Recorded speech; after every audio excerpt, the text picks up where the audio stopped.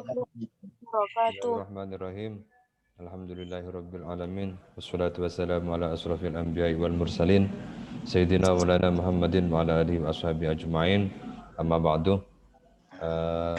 Semoga kita semua senantiasa dalam keadaan sehat walafiat dan tetap produktif serta semangat dalam proses pembelajaran di masa pandemi ini. Dan saya berharap teman-teman mahasiswa semua semoga dalam keadaan sehat walafiat dan terhindar dari COVID-19 serta terus mematuhi protokol kesehatan baik di dalam rumah atau di luar rumah, sehingga menjaga kesehatan itu penting, sering cuci tangan, bawa hand sanitizer, jaga jarak jika keluar rumah atau pakai masker. Ini menjadi sebuah keniscayaan bagi kita untuk selalu bisa menjaga kesehatan kita dan tidak saling menularkan dengan orang lain. Oke, untuk pertemuan keempat ini silakan nanti untuk kelompok 2 dipersiapkan bahan presentasinya yang mengulas tentang pengertian atau definisi Pancasila. Nanti bisa juga dijelaskan dari berbagai perspektif, berbagai pakar atau ahli yang menjelaskan tentang Pancasila mulai dari nama, kemudian substansi dari Pancasila itu sendiri apa saja. Kelompok 2 silakan bisa sambil menyiapkan bahannya. Oke, nanti juga bisa dijelaskan misalnya berkaitan dengan perkembangan nilai-nilai Pancasila hari ini sudah sejauh mana pengamalannya. Bisa juga dijelaskan mulai dari sejak Orde Lama, Orde Baru, Orde Reformasi, ini kira-kira bagaimana perkembangan Pancasila itu diaplikasikan atau diimplementasikan. Sehingga kita ketika sudah mengenal, memahami tentang nilai-nilai Pancasila sebagai bagian atau nilai-nilai Pancasila dalam lintasan sejarah, mulai dari masa kerajaan sampai kepada masa pasca kemerdekaan, ini menjadi sebuah pemahaman yang komprehensif. Sehingga hari ini kita sudah masuk ke dalam ranah pembahasan substansi dari Pancasila itu, kenapa namanya Pancasila misalnya. Kemudian diberikan contoh-contoh konkret pemahaman atau pengertian Pancasila itu sendiri sebagai 5 dasar atau sebagai 5 sila yang ini menjadi sebuah dasar dari rumah bangsa Indonesia ini. Kemudian pengamalannya seperti apa dan perkembangannya sampai hari ini itu seperti apa. Sampai di masa reformasi bagaimana ada perubahan pola kebijakan yang berkaitan dengan pengamalan nilai-nilai Pancasila itu juga bisa dilibatkan atau bisa dimasukkan. Sehingga ketika masa Soekarno misalnya, bagaimana nilai-nilai Pancasila itu diterapkan. Kemudian pada masa Orde Baru, bagaimana dengan P4-nya, pengamalan penghayatan nilai-nilai Pancasila itu di dalam kehidupan bermasyarakat, berbangsa, dan bernegara. Termasuk hari ini, kira-kira bagaimana perkembangan Pancasila itu, sudah sejauh mana perkembangan dan perjalanan Pancasila itu menjadi sebuah karakter dan melekat di dalam kehidupan kita sebagai warga negara Indonesia. Nanti kelompok 2 bisa menjelaskan secara lugas, diberikan contoh-contoh konkretnya, contoh-contoh nyatanya, sehingga audiens dan peserta yang lain juga memahami tentang makna dan pengertian dari Pancasila itu, termasuk perkembangannya hari ini seperti apa nilai-nilai Pancasila itu. Bisa dikaitkan dengan aspek teknologi informasi yang sudah sedemikian rupa, sehingga bagaimana ideologi Pancasila itu bisa menyesuaikan, bisa beradaptasi dengan lingkungan, bisa beradaptasi dengan zaman, bisa beradaptasi dengan situasi dan kondisi yang ada hari ini. Sehingga nilai-nilai Pancasila atau jiwa Pancasila yang harus tertanam di dalam jiwa masyarakat kita itu tidak luntur, tidak terkikis oleh apapun. Sehingga ini menjadi poin dasar bagi kita untuk bisa memahami secara fundamental tentang makna dan Pancasila itu sendiri seperti apa. Silakan kelompok 2 bisa dimulai.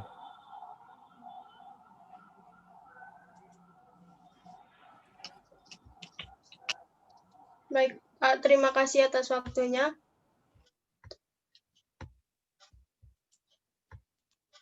Masih belum bisa share screening, Pak.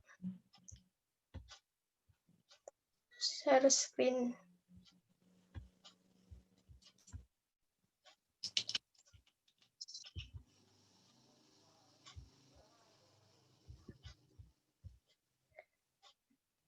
Topik kita untuk hari ini adalah pengertian Pancasila dan perkembangannya. Yang akan dibawakan oleh para pemateri yaitu 1. Nabila Putri Rizkina, yang kedua Putri Puspitasari, yang ketiga Khairu Syifa Brilian Ramadan. Selanjutnya akan dilanjutkan oleh para pemateri.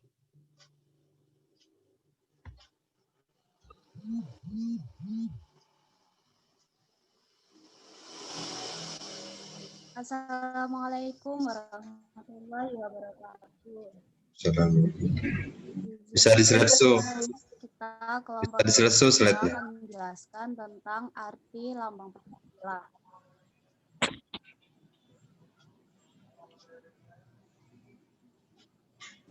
Ya. Slide-nya bisa diperbesar atau di slideshow. Sudah saya slideshow, Pak. Silakan dilanjut.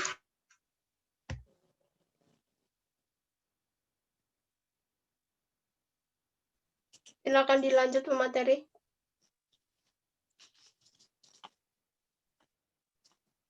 Arti lambang Pancasila. Oh ya. Arti lambang Pancasila yang pertama yaitu dilihat dari burung Garuda, itu merupakan lambang negara Indonesia sejak negara ini berdiri. Kedua, Garuda adalah burung gagah, sayap, dan akar yang menggambarkan kekuatan dan tenaga pembangunan. Pada Pancasila itu dapat dalam tentang para dewa bahwa para dewa yang besar dan kuat. Jumlah burung Garuda Sila memiliki arti tadi kemerdekaan.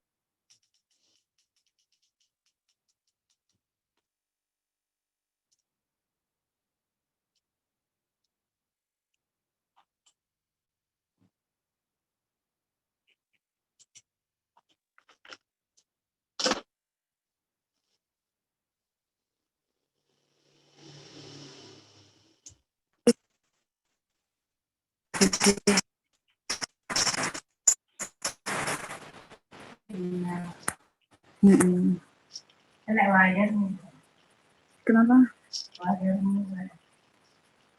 Mbak Putri Rizkina, apakah bisa dilanjut? Bentar.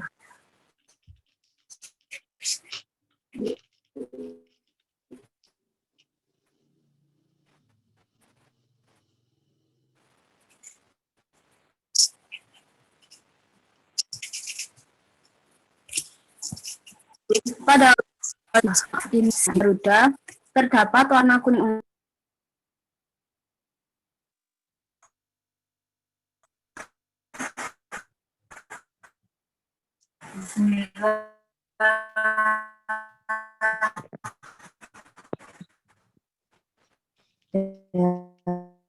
Bismillah.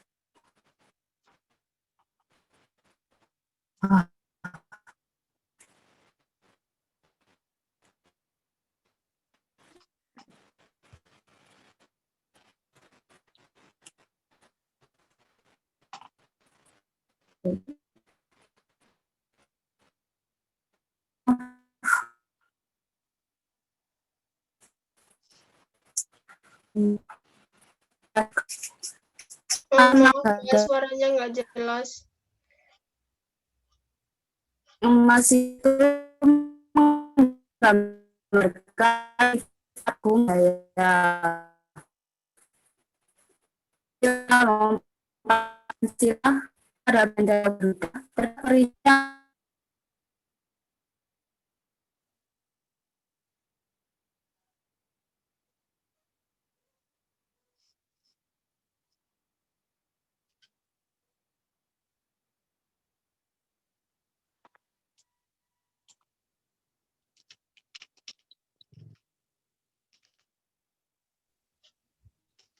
Untuk anggota kelompok yang lain mungkin bisa dilanjutkan.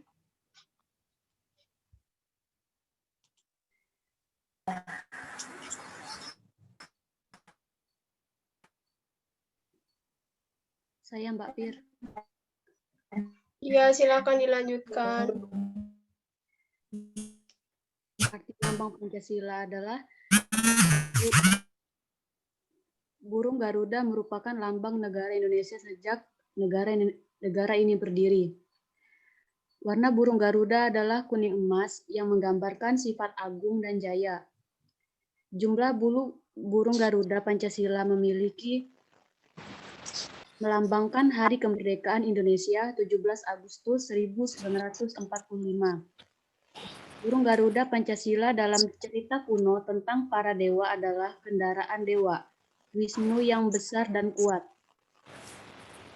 Dan Garuda adalah burung gagah dengan paruh sayap, ekor, dan cakar yang menggambarkan kekuatan dan tenaga pembangunan.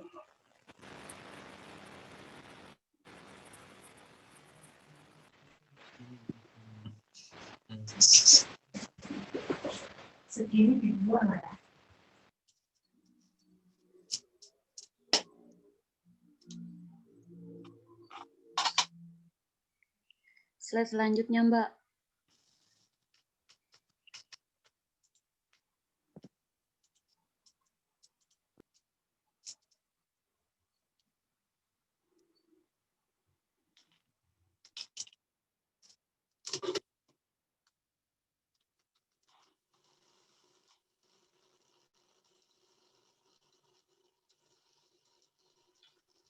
Apakah sudah muncul slide selanjutnya?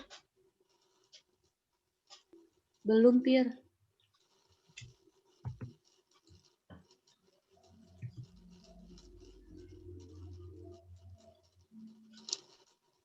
Masih belum muncul juga. Belum.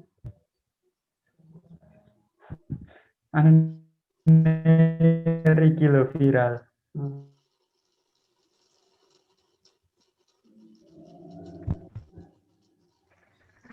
Apalah pertama ini viral kan?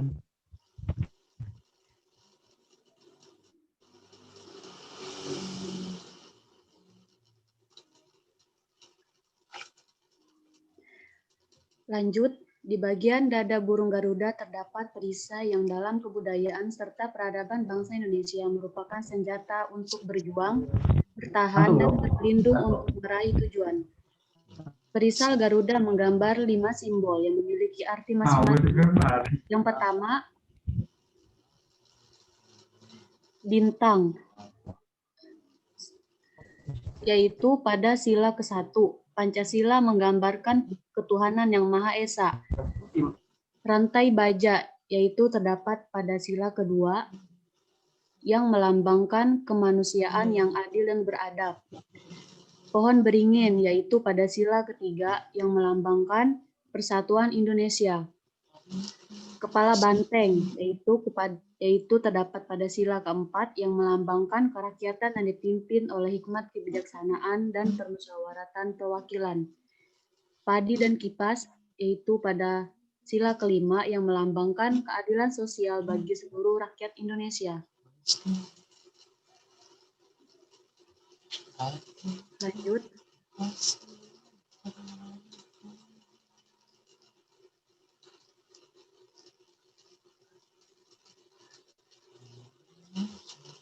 Garis hitam tebal di tengah perisai melambangkan garis khatulistiwa yang melukiskan lokasi Indonesia berada di garis khatulistiwa. Warna dasar perisai adalah warna putih seperti warna bendera Indonesia.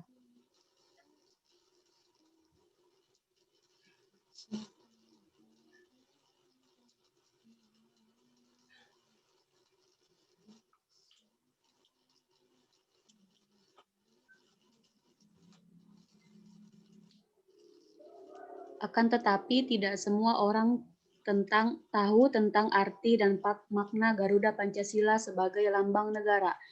Sebagai bangsa Indonesia, paling tidak kita tahu dan mengerti arti lambang negara kita sendiri sebagai sikap penghargaan terhadap perjuangan para pendiri bangsa dan kelak dapat menceritakan kepada anak cucu kita sebagai generasi penerus bangsa.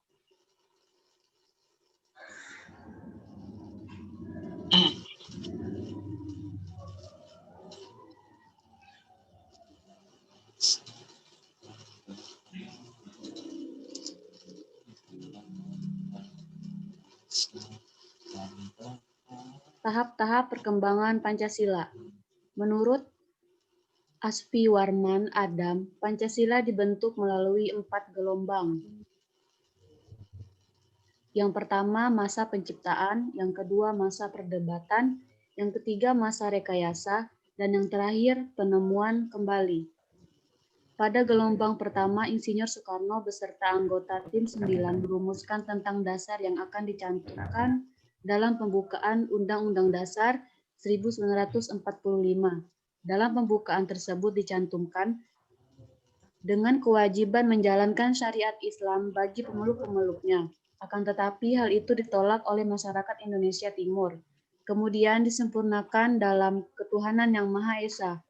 Undang-Undang Dasar 1945 kemudian disahkan pada tanggal 18 Agustus 1945.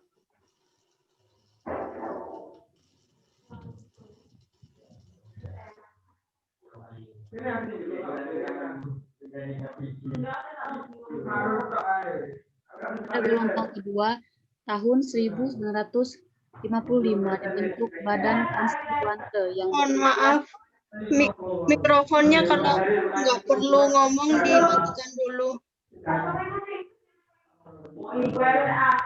Mas Rahul sama Mas Huda.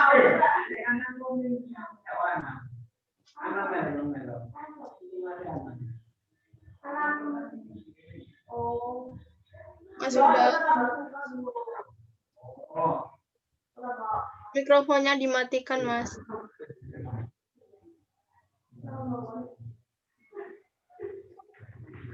Mikrofonmu harus dimatikan, Teh. Mikrofonmu harus dimatikan, Teh. Bisa dilanjut, Mbak Putri. Oke, lanjut. Pada gelombang kedua tahun 1955 dibentuk Badan Konstituante yang bertujuan untuk kembali merancang Pancasila. Dan hal ini dinamakan masa perdebatan karena hal utama yang didebatkan adalah apakah Pancasila sebagai dasar negara atau ideologi lain. Akan tetapi, Badan Konstituante dibubarkan oleh Soekarno pada tanggal 1 Juli 1959 dan Indonesia kembali berdasar kepada Pancasila. Pada masa rekayasa, nilai-nilai Pancasila diredukasi pada masa pemerintahan Soeharto. Pancasila dijadikan sebagai asas tunggal untuk setiap organisasi, masyarakat, dan partai politik. Tap MPR tentang penataran Pancasila yang dikeluarkan pada tahun 1978 dikampanyekan secara nasional ke seluruh elemen pemerintah dan pendidikan.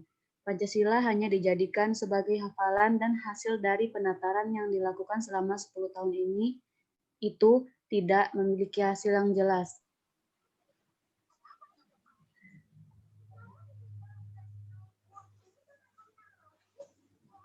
Pada masa penemuan kembali, BP7 atau yang disebut Badan Pembinaan Pendidikan Pelaksanaan Pedoman Badan Pembinaan Pendidikan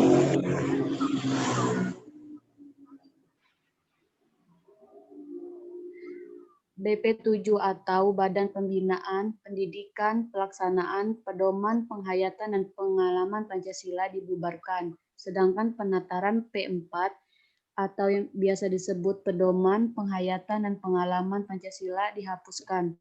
Hari lahir Pancasila yang pada masa pemerintahan Soeharto dilarang dan kembali diperingati. Ancaman ekonomi dan perpecahan antar elemen masyarakat kembali merujuk pada sesuatu yang dapat meresmikan persatuan dan kesatuan, yakni Pancasila. Slide selanjutnya bisa dijelaskan oleh teman saya, Khairu Syifa. Silakan.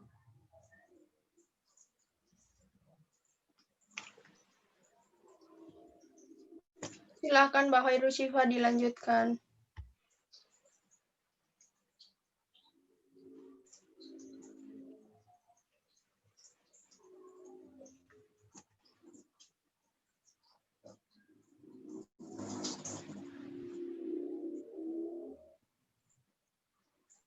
Mbak Khairul Syifa, apakah ada?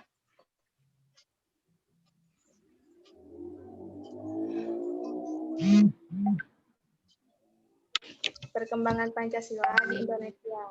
Pancasila 1, menurut sidang BPUPKI, kebangsaan Indonesia, internasionalisme atau mufakat atau demokrasi, kesejahteraan sosial, dan ketuhanan.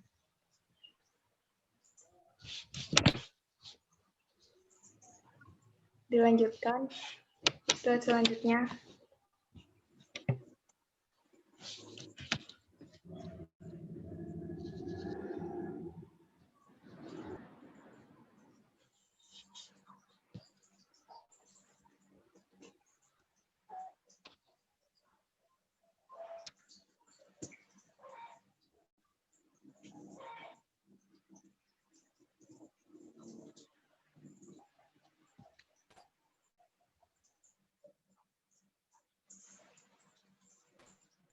Apakah sudah muncul slide-nya?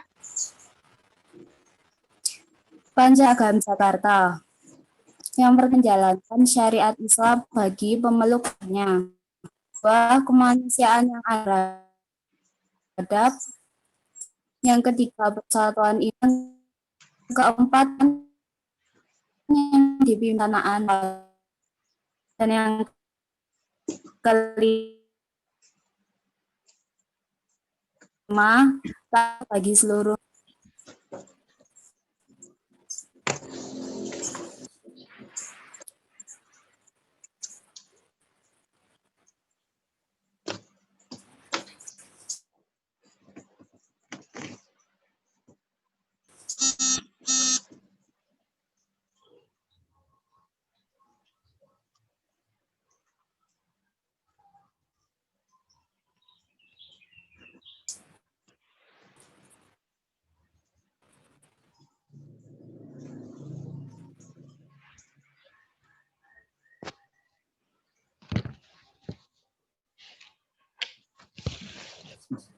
Selanjutnya, Pancasila 2. Ketuhanan yang Maha Esa.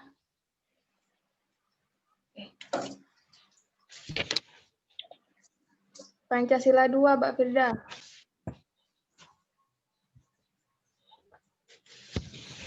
Ya.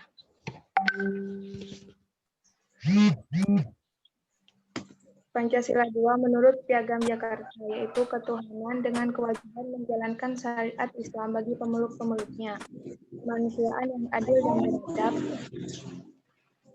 kerakyatan yang dipimpin oleh hikmat, kebijaksanaan dalam permusyawaratan perwakilan sosial bagi seluruh.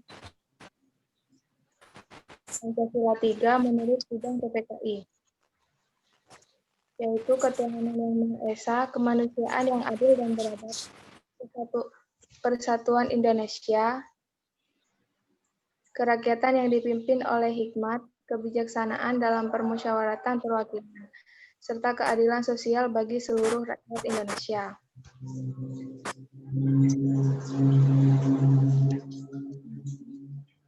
Mas Fikri Abbas bisa di-mute.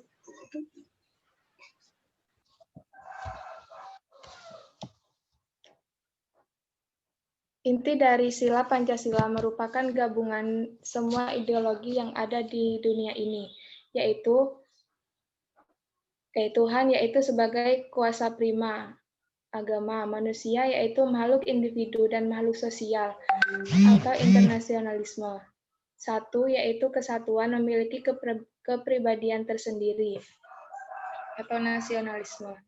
Rakyat yaitu unsur mutlak negara harus bekerja dan gotong royong, atau demokrasi. Adil yaitu memberi keadilan kepada diri sendiri dan orang lain yang menjadi haknya, atau sosialisme.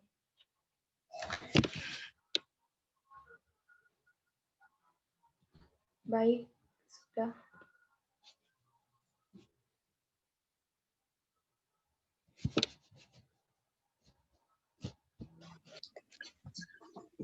Itu dia presentasi dari kelompok yang membahas topik 2.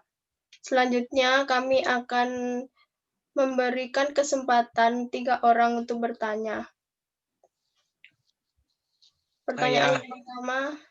Saya Firnolisa. Oke, Mas Rama dan Rizky Fadoli dulu. Pertanyaannya taruh di kolom chat dulu aja ya, Mas. Sambil dibacakan nanti, biar bisa tersimpan. Oh iya ya. Nulis dulu. Ditulis dulu aja saya yang membacakan. Tiga orang, Rama, Rolisa, sama siapa saja? Saya Mbak Fadin Fadil Hamuri. Ya, Mas Fadin, silakan ditulis di kolom komentar.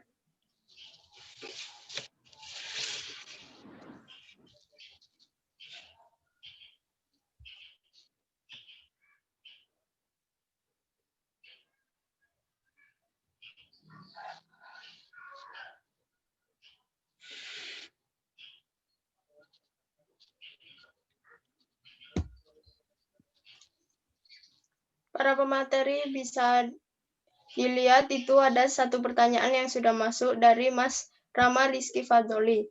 Yang pertanyaannya, mengapa pada masa Soeharto peringatan hari lahir Pancasila dilarang?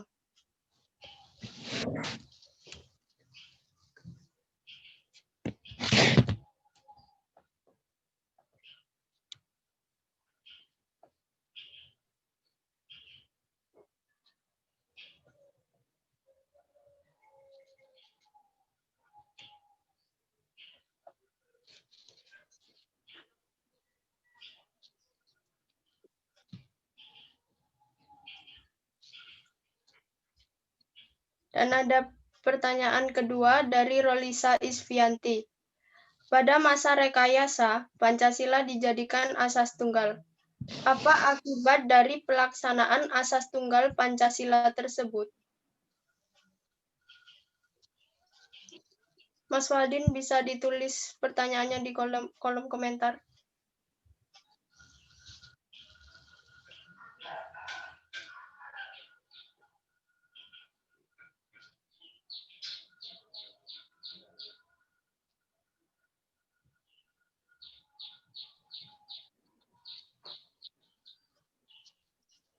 Dan ada pertanyaan 3 yang masuk dari Fadin Fadilah Lamuri, yang pertanyaannya, apa yang terjadi jika Pancasila tidak direalisasikan dalam kehidupan sehari-hari?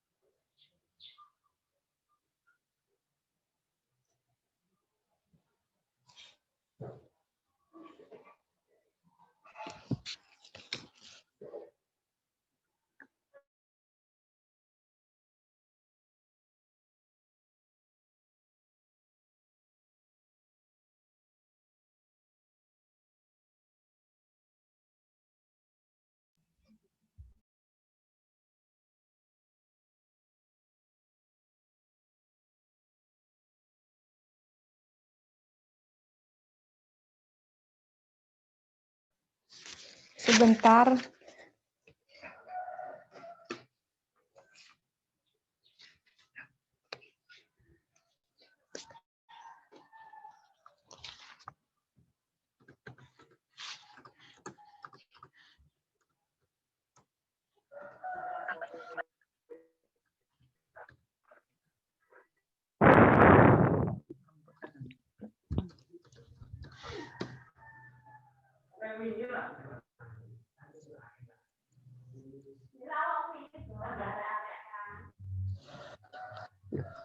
Ini menangan dan.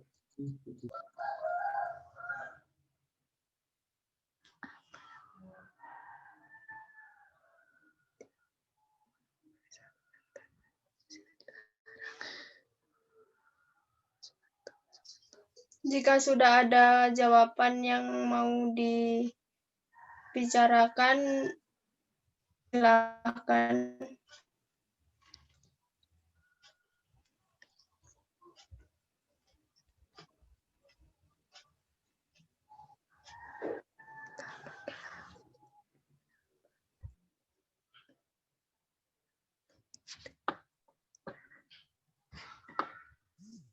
Mbak Firda, Iya,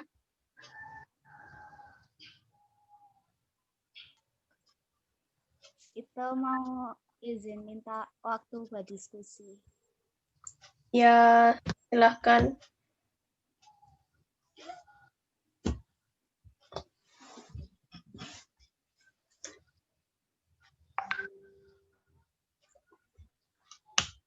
Tanya jawabnya hanya 3 pertanyaan ya. Nanti setelah itu tanggapan dari jawaban pemateri.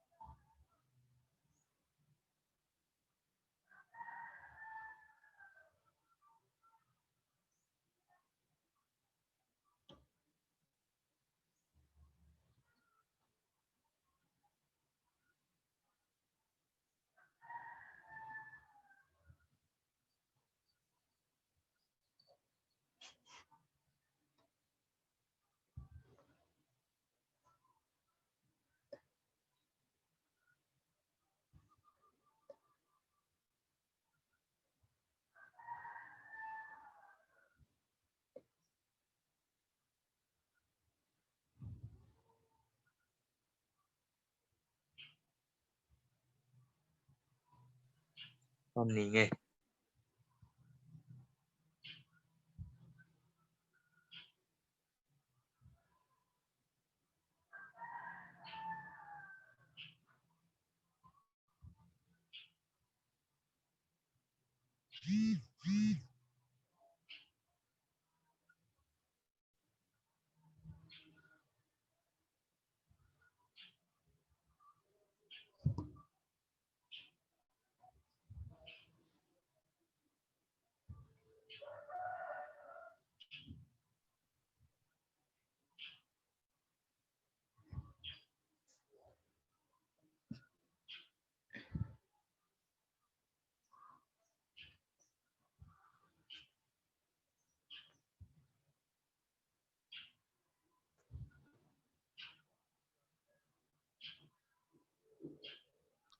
Sembari menunggu pemateri menjawab pertanyaan, yang memberi pertanyaan di kolom chat Zoom bisa dibacakan. Apa maksudnya pertanyaannya gitu? Mas Ramadan Rizky Fadoli, mungkin? Ya itu pertanyaan saya. Mengapa pada masa kepemerintahan Soeharto itu hari lahir Pancasila itu tidak boleh diperingati? Itu. Kakak mungkin ada yang tidak jelas mungkin.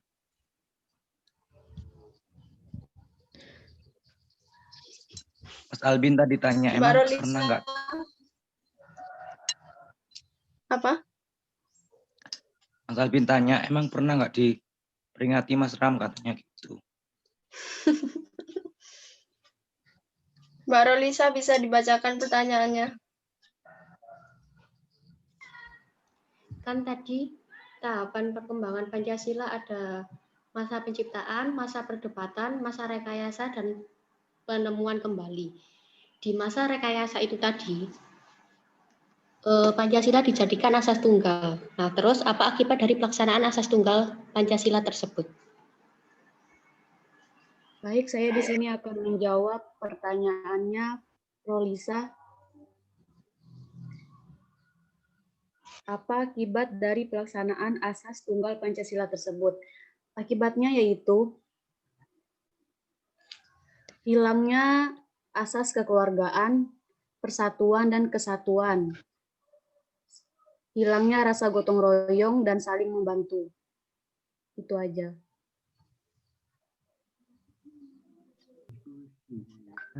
Terima kasih atas jawabannya. Kami tunggu yang dari Mas Rama. Apakah dari Mbak Rolisa udah jelas dengan jawabannya? Insya Allah sudah. Terima kasih. Iya. Boleh menyangga enggak? Iya, silakan, bisa enggak? Asas tunggal Pancasila pada saat itu kan yaitu gotong royong ya. Pasal cuma satu yaitu gotong royong. Tapi pada saat asas itu mau diusulkan oleh Soekarno, kenapa tadi malah kehilangan sifat kegotong royongan, padahal pasalnya itu ya gotong royong gitu loh. Nah itu gotong royong.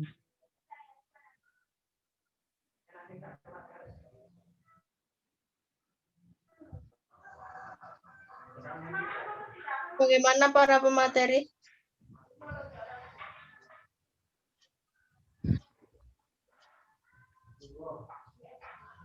Atau mungkin kurang jelas sanggahan dari Mas Tanwir Huda?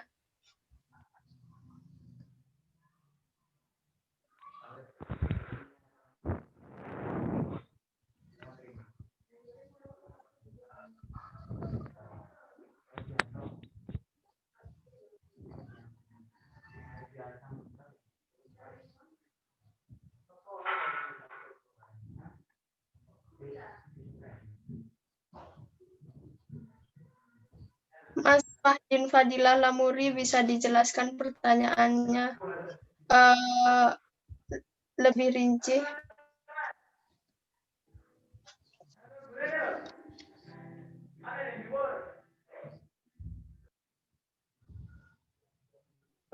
Baik, Mbak.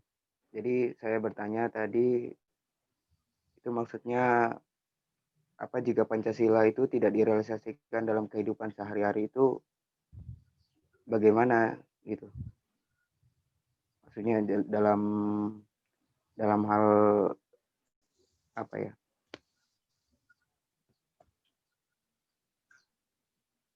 Pokoknya gini aja, Mbak, apa yang akan terjadi gitu loh jika Pancasila tidak direalisasikan dalam kehidupan sehari-hari. Saya akan menjawab pertanyaan dari Mas Fahdin Fadilah Lamuri.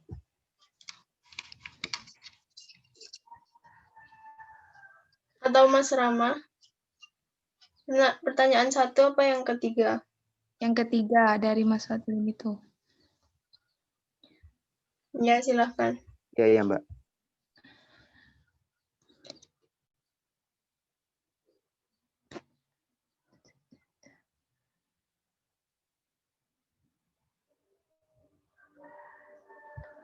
Jika Pancasila tidak direalisasikan dalam kehidupan sehari-hari, maka akan terjadi penyimpangan penerapan Pancasila yang dilakukan oleh pejabat negara dan juga perkembangan masyarakat dan kehidupan negara akan menurun. Serta masyarakat akan kacau dan bangsa Indonesia kehilangan jati dirinya.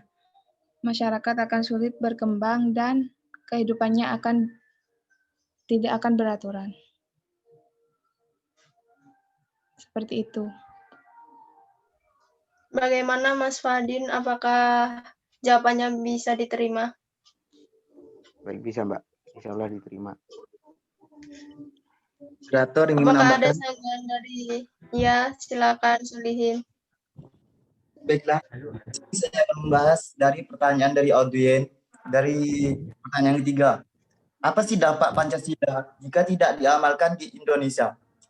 Begini teman, sedangkan sekarang Pancasila yang diamalkan saja masih banyak kekurangan, masih banyak yang tertindas di masyarakat. Apalagi tidak ada Pancasila. Jika Pancasila tidak diamalkan, maka akan kembali ke zaman primitif. Siapa yang berkuasa, siapa yang kuat dia akan berkuasa, siapa yang lemah dia akan ditindas. Jadi Pancasila sangat penting bagi masyarakat karena dalam sila keempat keadilan sosial bagi seluruh rakyat Indonesia. Di sini sangat penting bagi masyarakat. Di sini masyarakat mendapatkan keadilan Sila keempat keadilan sosial pemerintah dari maupun dari pihak lain. Jadi dengan keadilan tersebut, kita sebagai masyarakat yang kekurangan bisa menyuarakan suara kita kepada pemerintah agar apa yang kita butuhkan dipenuhi, agar apa yang kita butuhkan dipenuhi oleh pemerintah tersebut. Jadi pada intinya, jikalau Pancasila tidak diamalkan, maka masyarakat akan semakin menderita dan orang yang berkuasa, orang yang kuat makin berkuasa. Terima kasih. Baik, terima kasih atas sanggahnya. Ya, Mas Konsius. boleh menyanggah mengenai Mas yang tadi yang jawab tadi. Menyanggah itu. Jadi Sebentar Mas Konsius Tanwir. dulu ya. Oke, terima kasih. Selamat siang. Assalamualaikum warahmatullahi wabarakatuh.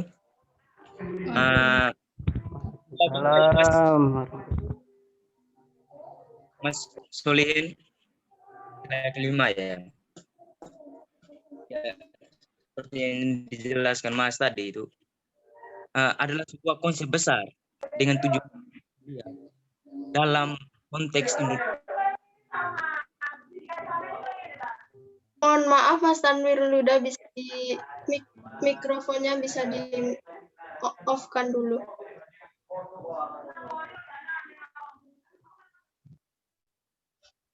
Oke, saya mulai lagi ya. Pada prinsip keadilan sosial adalah sebuah konsep besar dengan tujuan yang sangat mulia dalam konteks Indonesia. Suatu tatanan tindakan etis bersama sebagian tujuan kehidupan berbangsa seperti yang dijelaskan Mas tadi, yang sejahtera, adil dan makmur. Jika demikian prinsip keadilan sosial, yang menjadi pertanyaan saya, mengapa hari ini masih ada namanya ketimpangan? Saya sepakat sekali dengan Bu Saba pemateri pertama tadi. Pancasila itu hanya sekedar menghafal. Kita hanya menghafal. Kita memang hafal Pancasila, tapi nggak menghayati nilai-nilai Pancasila itu.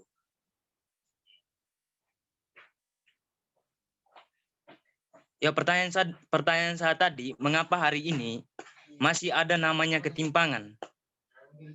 Bukankah firasa keadilan sudah digaungkan sejak negara Indonesia negara Indonesia menuju pencapaian cita-cita kemerdekaan? Mengapa masih ada rakyat yang menjerit karena dihimpit oleh kemiskinan? Pertanyaan saya, di mana posisi negara dalam melakukan otoritas itu? Otoritas yang berdaulat maksud saya. Terima kasih. Mungkin bisa dilanjutin. Kita lanjut dengan menjawab pertanyaan ke satu dulu ya, nanti itu diskusikan di akhir. Apakah sudah ada jawaban dari pertanyaan ke satu?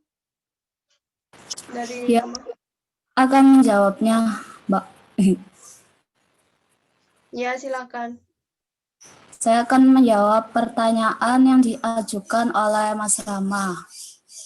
Jadi pada zaman Orde Baru itu, Pancasila itu belum resmi, peringatan hari lahir Pancasila itu belum resmi, kayak masih menuai polemik pada masa kepemimpinan Presiden Soeharto.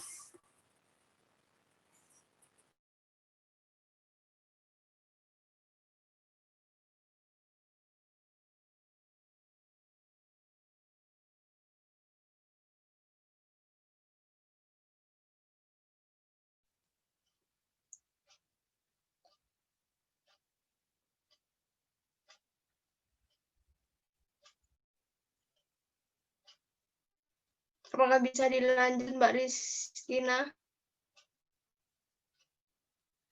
Gitu.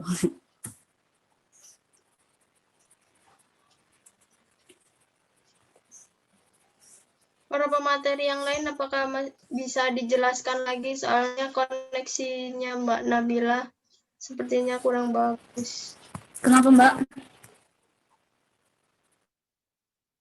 Koneksinya nggak terdengar, Mbak.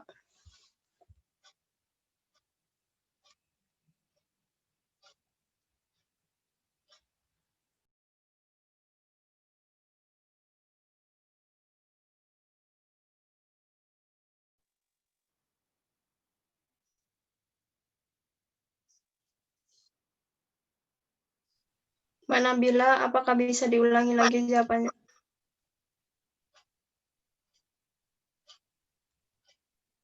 Oh ya, bisa. Jadi pada masa era Orde Baru itu, pada masa Soeharto itu belum diresmikannya peringatan Hari Lahir Pancasila. Itu baru diresmikan pada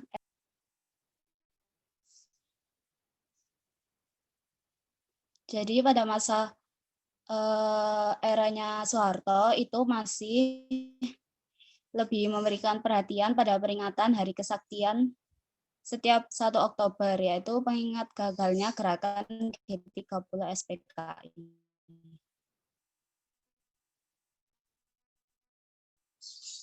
Sudah, Mbak Nabila.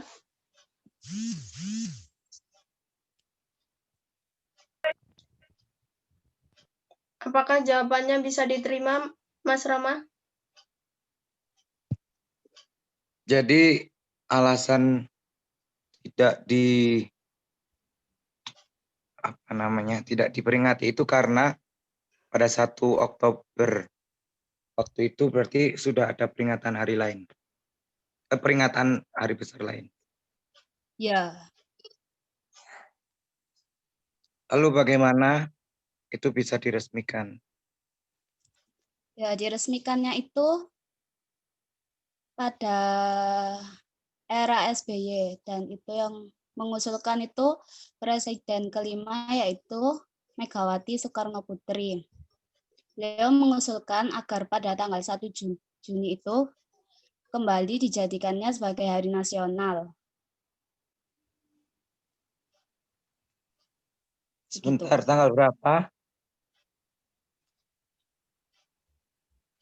Tanggal berapa, Juni. Mbak? Terus kaitannya 1 dengan Juni. G30 SPKI itu apa?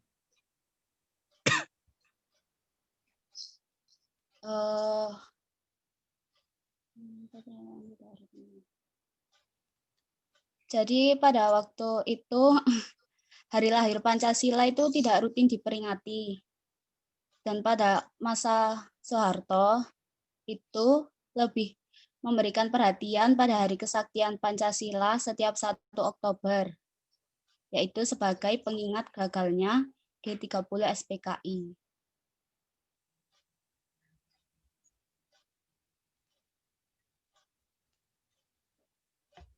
Lalu yang mau dibahas Hari Lahir Pancasilanya kah atau Hari Kesaktian Pancasila?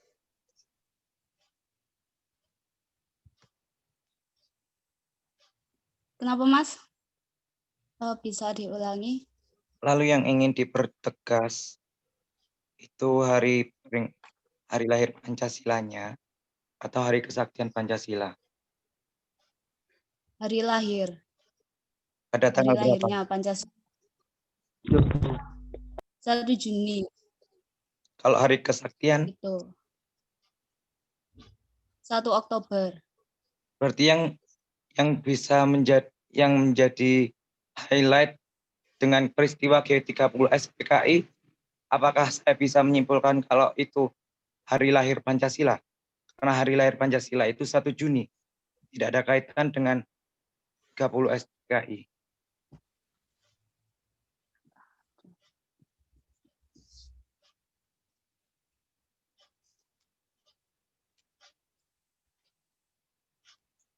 Tidak. Tidak apa, Mbak? Oh, tidak. Tidak. Apa tadi Mas? Apa pertanyaannya? Maaf. Gini, kan tadi Mbaknya bilang kalau pada masa Soeharto itu tidak boleh diperingati karena mengenang hari setelah peristiwa G30 SPKI kan, Iya. which is dia kan 1 Oktober berarti. Nah, kalau untuk 1 Juni Iya. itu kan berarti dia tidak ada sangkut pautnya dengan peristiwa G30 SPKI tersebut untuk Ya. peringatannya. Jadi yang bisa di-highlight Iya. itu sebenarnya peristiwa hari lahir Pancasilanya atau hari kesaktian Pancasila. Hari kesaktiannya. Yang lebih di pada masa Soeharto. Terima kasih. Ya, sama-sama. Apakah ada sanggahan jawaban?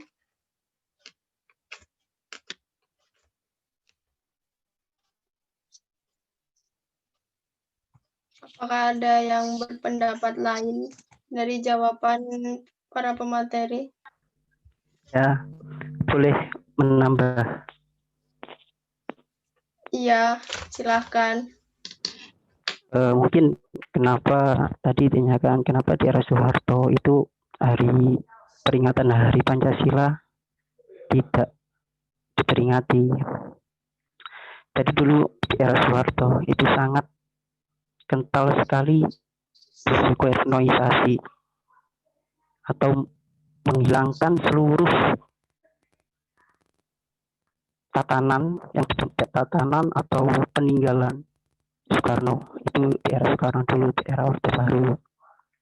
Terus mengenai Pancasila, hubungannya gini, Pancasila yang diperingati 1 Juni ini dulu pada era Orde Baru itu menimbulkan polemik. Jadi 1 Juni itu dianggap Pancasilanya Bung Karno, Pancasila yang diputuskan oleh Soekarno sendiri. Nah, ini jadi polemik. Tapi pada saat itu siapa yang membuat itu?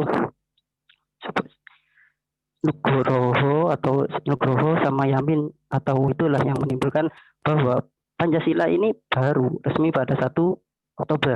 Nah, jadi ada ketimbangan itu tadi. Makanya Pancasila pada saat era Soeharto atau eranya Orde Baru itu sangat disoekarnoisasi sekali karena Pancasila itu pada 1 Juni itu hanya usulan dari Soekarno dan diiakan langsung. Lah terjadi polemik, makanya hari peringatan itu tadi sempat dihentikan, tapi pada masa presiden setelahnya ada peresmian kembali mengenai Pancasila tersebut, mengenai hari peringatan tersebut. Oke, itu saja. Terima kasih. Terima kasih atas sanggahannya. Apakah ada sanggahan dari sanggahan tersebut?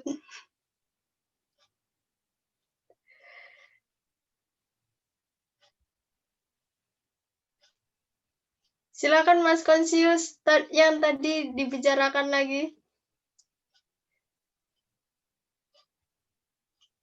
Kenapa? Yang Tidak. tadi dibahas lagi. Mohon maaf, tadi masih bingung.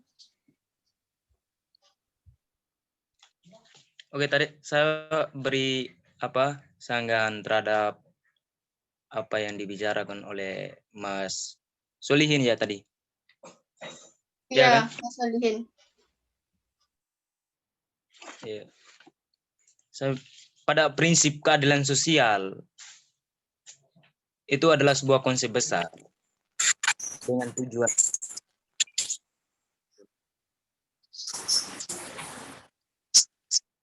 satu tindakan etis bersama sebagai satu tindakan etis sebagai tujuan kehidupan.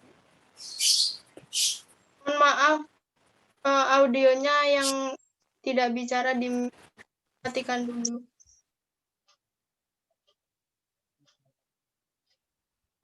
Oke. Mbak Nabila.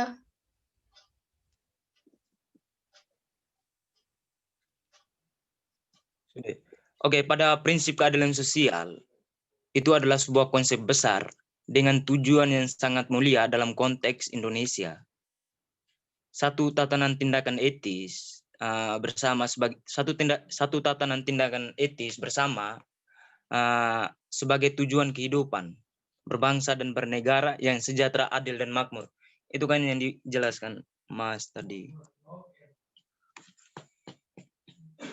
Saya mau nanya, jika demikian keadilan sosial, mengapa hari ini masih ada namanya ketimpangan?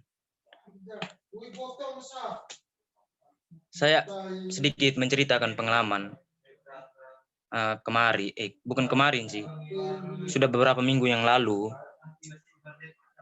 saya jalan-jalan di pinggir jalan di situ, saya melihat ada nenek-nenek yang begitu, yang tidur di jalan bahkan.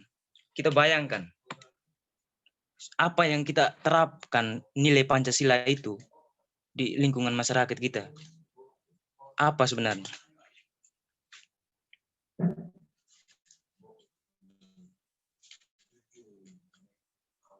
Yang menjadi pertanyaan saya tadi ke Mas tadi, mengapa masih ada rakyat yang menjerit karena dihimpit oleh kemiskinan?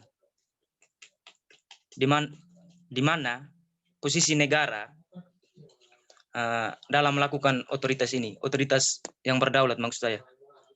Saya tadi sepakat dengan Mbak siapa yang pertama tadi, pemateri tadi. Mbak siapa ya? Mbak Putri Puspita. Putri, dia bilang begitu. Pancasila itu sekedar menghafal. Memang betul, kita memang menghafal Pancasila itu. Tapi tidak menghayati di lingkungan masyarakat. Itu saya kira itu saja dari saya.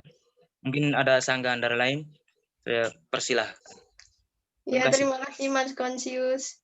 Baiklah. Moderator, silakan Mas Solin. Sampaikan pendapat. Baiklah. Di sini kan ada permasalahan baru. Mas Konsius bertanya, kenapa peran pemerintah tidak terlihat pada masa sekarang, sedangkan di poin keempat Pancasila, keadilan bagi seluruh rakyat Indonesia. Contohnya, di sini Mas Konsius memberikan contoh tentang nenek-nenek yang tidur di jalan. Jadi, manakah perannya pemerintah atas tindakan tersebut? Baiklah, di sini Mas Konsius, saya sedikit menjelaskan. Di sini dari pertanyaan ketiga, apa sih peran, apa sih dampak Pancasila jika tidak diamalkan? Oke, di sini Pancasila pada zaman ini saja yang sedikit banyaknya diamalkan, masih banyak dari pemerintah yang menyelewengkan hak-hak masyarakat. Seperti contohnya tadi, banyak nenek-nenek yang tidur di jalan. Poin pertama. So, jadi jikalau Pancasila tidak diamalkan sama sekali di masyarakat, akan menjadi seperti apa bangsa Indonesia ini? Pasti akan lebih hancur daripada masa sekarang. Pasti akan kembali ke zaman primitif. Siapa yang kuat, dia yang berkuasa. Siapa yang lemah, maka akan ditindas. Jadi, pertanyaan Mas Konsius. Jadi, apa sih peran pemerintah? Baiklah, di sini kita tidak bisa menyalahkan pemerintah toh, karena pemerintah itu adalah suatu lembaga. Dalam suatu lembaga ada pakar-pakar yang mendampingi lembaga tersebut. Jadi di sini para pemerintah itu bukan orang bodoh. Mereka tahu tentang Pancasila. Mereka orang yang berilmu. Tetapi kurangnya pemerintah itu hanya pengamalannya. Kurangnya itu seperti kurang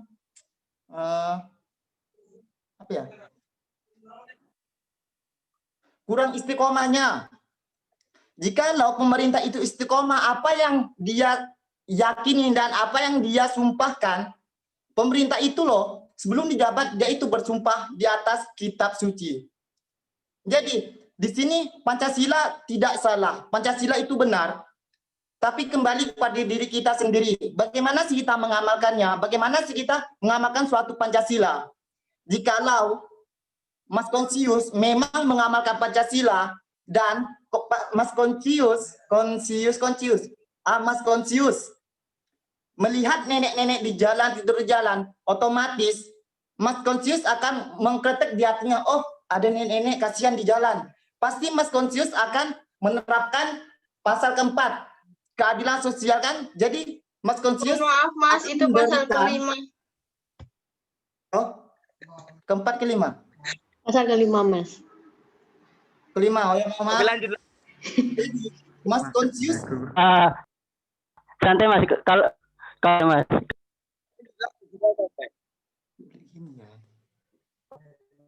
Mas?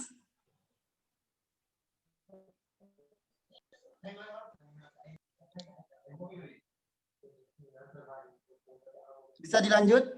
Ya, silakan dilanjut. Jadi, disinilah kesalahan pemerintah. Di sini juga kesalahan kita. Kenapa kita pas pemilihan perwakilan rakyat atau DPR, kenapa kita memilih dia? Sedangkan apa sih yang kita dapat dari yang kita pilih? Kita juga tidak bisa menyalahkan DPR. Karena DPR menjadi DPR karena suara kita. Jadi kedepannya kita sebagai mahasiswa Unisma, jadi kita harus lebih peduli ke masyarakat dan kita otomatis kita adalah bibit unggul, bibit-bibit yang akan menggantikan mereka. Dan kedepannya harus kita yang merubah bangsa Indonesia ini. Jika bukan kita, maka siapa lagi yang akan merubah? Apakah kita akan terus-menerus seperti ini? Tidak mau kan? Kita maunya itu step by step, itu lebih maju, berkembang, dan lebih menganut ke Pancasila. Karena Pancasila adalah tujuan kita, patokan kita adalah Pancasila. Terima kasih. Ya, terima kasih Mas Soldin. Bagaimana Mas Konsius? Saya jawab dulu ya. Saya bukan jawab sih. Apa ya?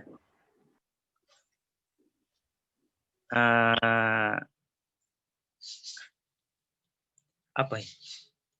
Tunggu saya pikir dulu. Baik. Ya. Apakah ada sanggahan yang lain dulu? Saya mau tidak bertanya. Silakan Mbak Solis. Apakah Mas Solihin sendiri sudah menerapkan sila kelima, sedangkan Mas sendiri dari tadi salah dalam penyebutan sila keadilan menjadi sila keempat. Dan katanya penerapannya balik ke kita sendiri. Apakah Mas sudah menerapkannya dalam kehidupannya? Kalau ditanya seperti itu, baiklah, dalam Pancasila kelima, Anda menanyakan apakah saya sendiri menerapkan. Ya, jika saya berkaca kepada saya sendiri, sepertinya saya menerapkan. Bahwasanya di sini saya asrama, keadilan sosial bagi rakyat Indonesia, keadilan. Di sini kami di asrama, ini kami punya peraturan, dan peraturan tersebut kami membaginya porsi per porsi, membaginya dengan sedemikian rupa. Seumpama, pada piket hari Senin, itu namaku, Solihin. Dan di piket hari Selasa, contohnya itu nama Anang. Itu juga bisa disebut dengan keadilan. Karena kami juga merasakan, kami melakukan piket bersih-bersih di asrama ini. Mungkin contohnya lebih baiknya seperti itu. Terima kasih. Bolehkah saya menyampaikan pendapat saya, Mbak Moderator? Iya, silakan Mas. Sebelumnya Mas Tanwir dulu ya. Boleh. Silakan Mas Tanwirul Huda. Ya. Ini perdebatan yang tadi sudah dibahas panjang lebar, itu adalah suatu Pancasila yang secara tidak esensial. Artinya gini, yang dibahas tadi hanya seakan-akan Pancasila ini salah. Pancasila ini nggak berguna di kalangan masyarakat. Yang ditanya oleh Mas Konsius, kenapa selama ini Pancasila masih belum berpengaruh, masih kenapa kok ada ketimpangan, kan seperti itu. Jawabannya gini, terus tadi dijawab oleh Mas Solihin. Dia mengatakan ini juga salah pemerintah, ini juga salah kita. Loh, Pancasila itu bukan buat salah-salahan. Seakan-akan Pancasila ini sebagai alat untuk menyalahkan pemerintah, menyalahkan kita, menyalahkan semua yang tidak berPancasila. Pancasila itu milik perorangan, milik individu yang mempercayai ideologi ini sangat berpengaruh terhadap sesama. Artinya, siapapun yang dia berideologi Pancasila, dia harus menerapkan Pancasila. Seperti itu. Jadi, kenapa kok masih ada ketimpangan dan sebagainya lah? Itulah proses. Pancasila, kalau pernah membaca buku The World of Ideology, di situ jelaskan ideologi itu harus mempunyai utopia, harus mempunyai mimpi. Artinya, ketika di sila kelima ini, keadilan bagi seluruh rakyat Indonesia adalah tujuan kita, adalah mimpi kita. Makanya Pancasila disebut final. Karena apa? Karena Pancasila masih belum sampai untuk mencapai mimpi tersebut. Artinya gitu, Mas. Jadi jangan menyalahkan seakan-akan Pancasila ini sebagai alat untuk buat kesalahan. Pancasila ini proses buat kita, mimpi buat kita. Itu tadi saya. Terima kasih. Terima kasih ya atas masukan. Saya tadi tidak bilang Pancasila salah ya. Saya tidak pernah bilang Pancasila itu salah. Ya, Mas Konsius.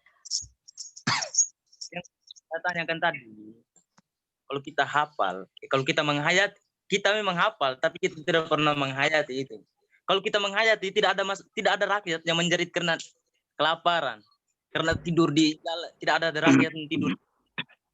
Menghayati Pancasila itu. Saya tadi tidak ingat sekali lagi, saya tidak pernah bilang Pancasila itu salah. Gini, Mas. Pembahasan kita tadi seakan-akan ada yang salah di Pancasila. Itu yang saya bahas. Saya tidak mengutip perkataan Mas tadi, tapi pembahasan kita itu seakan-akan Pancasila itu disalahkan. Seperti itu, Mas. Saya bukan itu, Mas. Bisakah mungkin jawaban saya mungkin bisa memperjelas? Ya, silakan Mas Rama. Terima kasih Mas Konsius sama Mas Yuda atas sanggahannya. Jadi sebelumnya mohon maaf suara saya serak-serak basah dan seperti ini ya. Mas Ramadan. Iya, Mas Ramadan, silakan. Jadi kalau menurut saya dalam proses kita mengamalkan Pancasila itu harus benar-benar diamalkan mulai dari sila pertama. Yang pertama yaitu kan kita tahu ketuhanan yang Maha Esa. Dalam hal mengamalkan kita harus, yang pastinya kita harus percaya pada Tuhan, kita harus punya agama, kita harus punya pegangan yang kuat, pegangan religi yang kuat sehingga kita bisa menciptakan kemanusiaan yang adil dan beradab. Jadi ketika kita sudah punya pegangan religi, punya pegangan yang kuat tentang Tuhan, tentang agama, otomatis kita akan menciptakan kemanusiaan yang adil dan beradab, dan juga persatuan Indonesia. Kenapa? Kalau kita sudah adil, kita sudah beradab, kita sudah mempunyai adab, otomatis kita toleransi kepada sesama manusia, kepada sesama makhluk hidup, kepada sesama warga negara Indonesia, itu akan tercipta. Dan yang setelah persatuan Indonesia yaitu kerakyatan yang dipimpin oleh hikmat kebijaksanaan dalam permusyawaratan perwakilan. Dalam poin tersebut kita sudah terlihat bahwa apapun yang kita lakukan, apapun yang kita kerjakan, apapun yang ingin kita putuskan juga harus melalui proses yang panjang, salah satunya yaitu musyawarah. Nah, jadi dalam hal tersebut beberapa poin di atasnya tersebut itu sangat berpengaruh di proses permusyawaratan ini. Sehingga ketika kita sudah menemukan titik temu dari sebuah permasalahan dengan cara proses permusyawaratan, makanya itulah yang akan menciptakan keadilan sosial bagi seluruh rakyat Indonesia. Karena sebenarnya Pancasila itu sangat bermanfaat untuk menuntun kehidupan kita, terlepas dari permasalahan masih banyaknya rakyat miskin, masih banyaknya rakyat terlantar, itu karena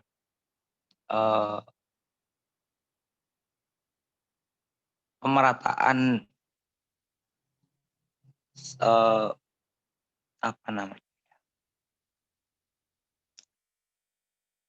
ya seperti itu, karena pasti adalah ketidakrataan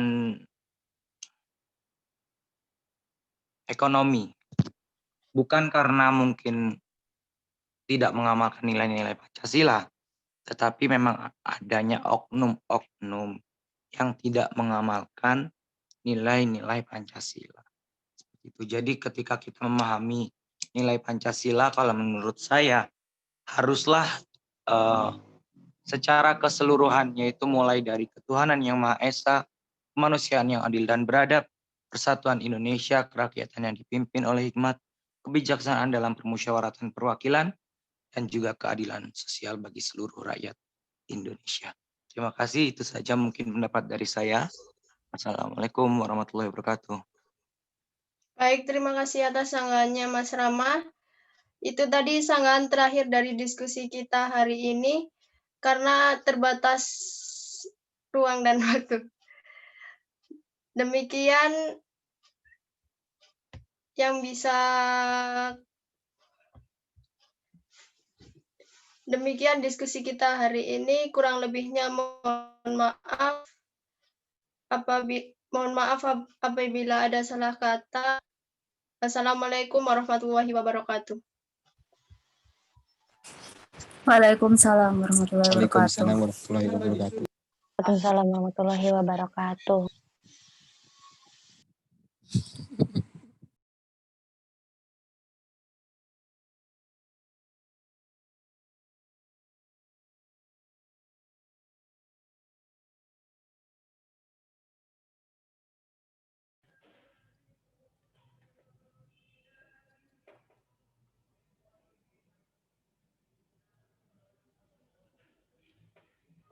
Oke, terima kasih kelompok 2 atas presentasinya.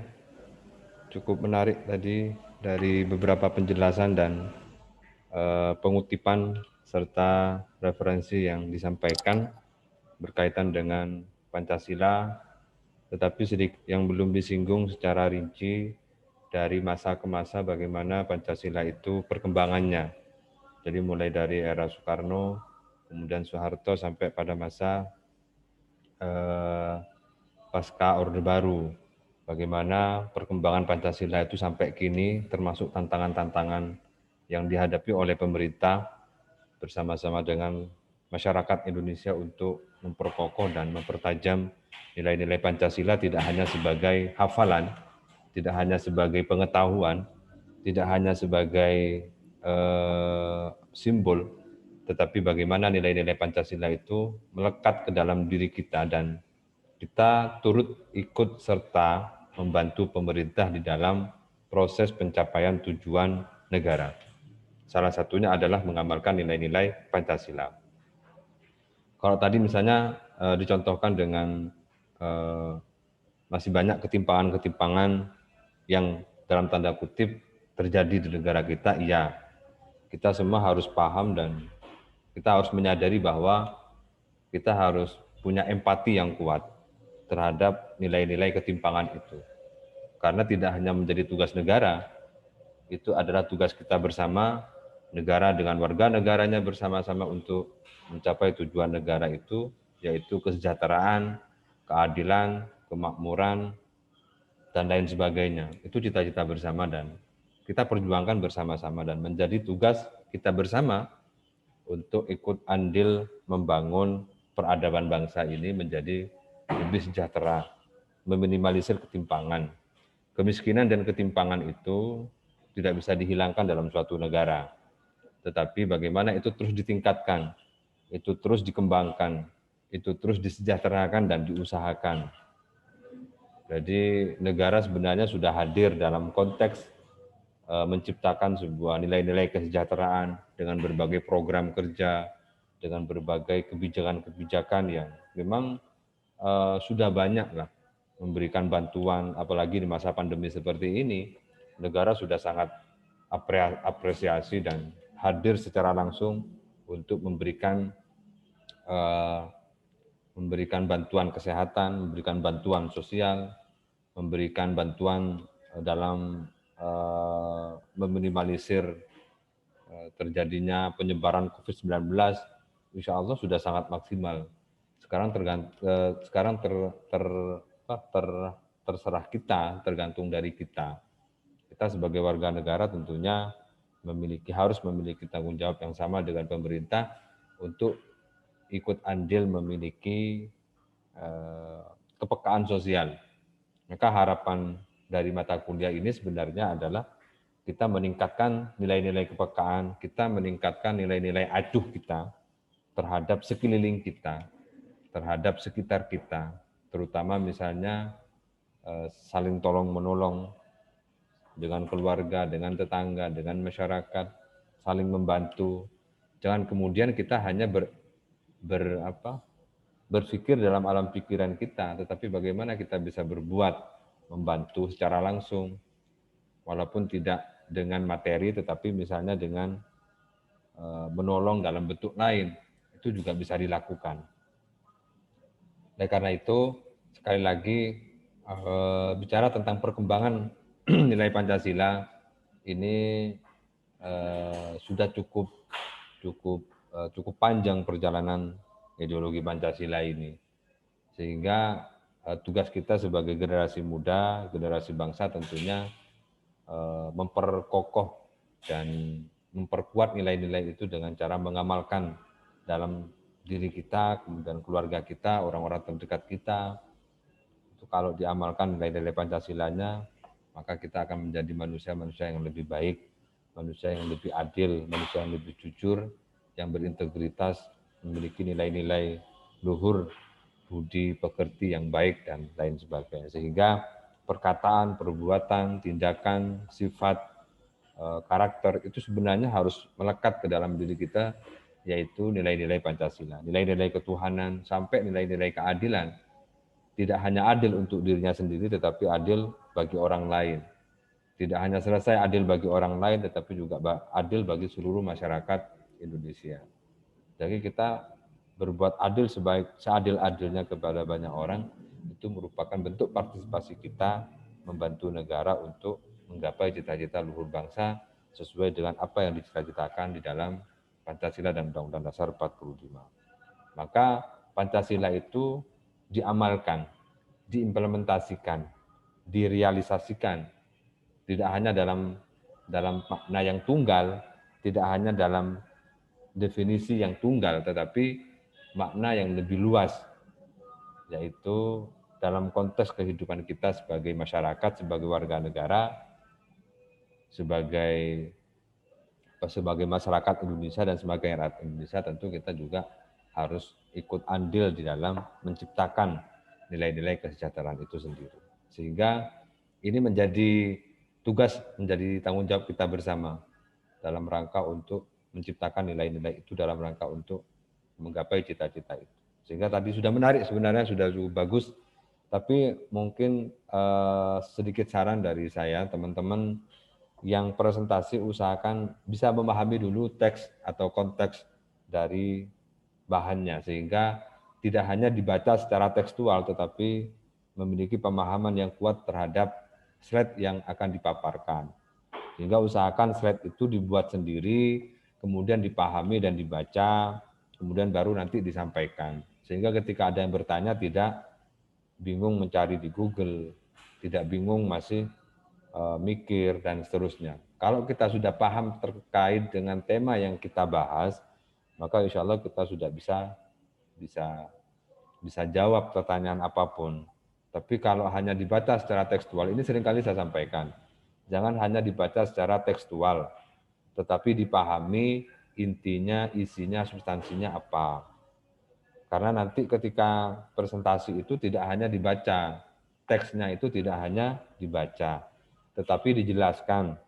Dan ini sudah pertemuan keempat, besok kelompok 3, usahakan pahami dulu slide-nya, kemudian baru dipresentasikan. Sehingga pemahaman kita itu sudah terisi, sudah bagus, untuk memberikan penjelasan, untuk menjawab pertanyaan, untuk menjawab sanggahan, itu secara pemahaman sudah selesai.